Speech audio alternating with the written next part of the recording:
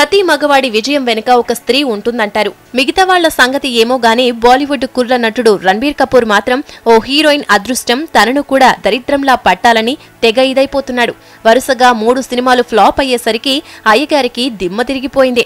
మరొక cinema fail అయితే ఇక ఇంట్లో కూర్చుని గోళ్లు గిల్లుకోవాల్సిందేనని కపూర్ కుర్రాడు టెన్షన్ పడుతున్నాడు. నక్కను తొక్కిందో లేదో గాని బాలీవుడ్ లో హిట్ల మీద హిట్లు కొడుతున్న దీపికా పదుకునేతో పాటు తమాషా అనే సినిమా చేస్తున్నాడు.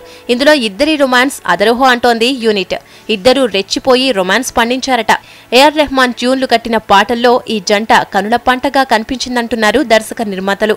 దీపిక తాను చాలా కష్టపడ్డామని, ఆమె అదృష్టం తనకు కలిసి రావాలని రణబీర్ కోరుతున్నాడు.